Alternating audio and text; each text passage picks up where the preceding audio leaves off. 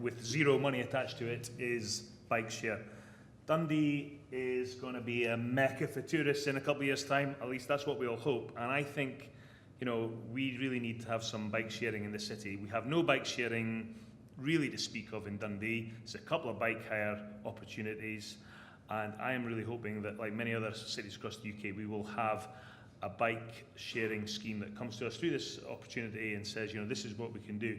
Although it's got zero money against it, I'm not stupid enough to think that we will get it absolutely for no money, but there's a lot of active travel money in Scotland at the moment. The government, Nicola Sturgeon Programme for Government, doubled the amount of active travel money from £40 million to £8 million.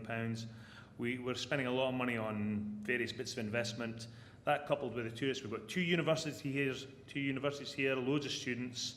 I'm really hoping we have something. We're going to have an active travel hub that's been funded by European money just on the opposite side of the V&A, so between the river and the Slessor Gardens, there's going to be a sort of a public space, and within that there's going to be sort of a cafe active travel hub from where I think bike hire schemes can be sort of centred and based. So there's a real opportunity.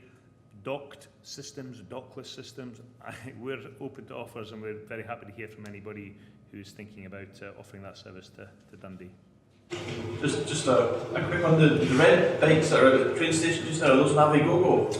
They are not. Those are Abellio's bike and go scheme, which is, I come through the train station. I'm not sure how successful they are in terms of usage. But they're part of the ScotRail franchise. ScotRail, when Abellio got the gig for ScotRail, they said they would roll out Bike and Go to multiple stations across Scotland. So that's where they've come about.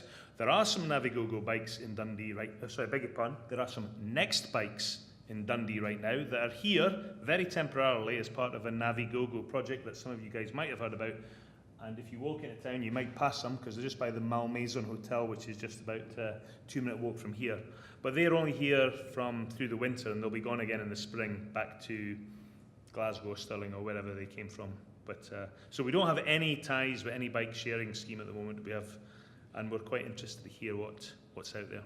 John, the new space, Tatran and Abellio for the bikes at the train station as well? That's right. So we've got a brand new railway station being built across the road, and tucked in behind the railway station, which is being built by Dundee City Council, is going to be a brand spanking new, huge bike shelter, which is half paid for by Abellio and half paid for by Dundee City Council, and that'll be another asset to have, somewhere where people can actually leave their bikes near the railway station. Is that what you mean? Tatran, but yeah. Tatran paying for it. Good stuff, Tatran. Thank you very much. Okay. I don't catch up. Okay. Good. You've got statistics on the ownership of bikes within the city. We have, yeah. I love stats, but I mean, we have very low levels of bike ownership in Dundee.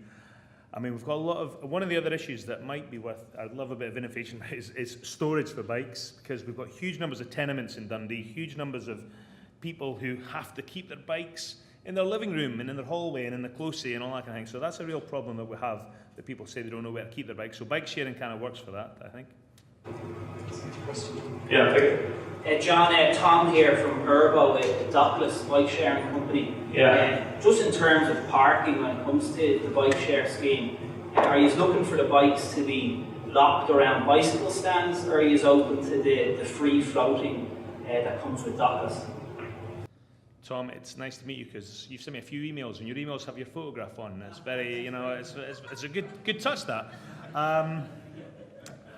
I would say we as a city are entirely open to offers. I mean, I'm not massively experienced in bike share. I get my information from reading the local transport today, and I saw that image, for example, from China of the graveyard of dockless bikes. So I mean, whether we go dockless or docked, whether we effectively allow you to leave your bikes attached to, pre-existing bike stands, which are,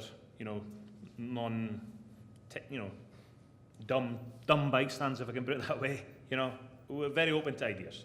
Absolutely.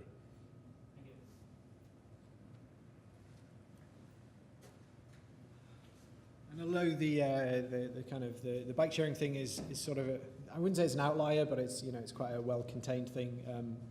One of the things that we can offer through the resource that we have in the mill is to help you better understand those opportunities.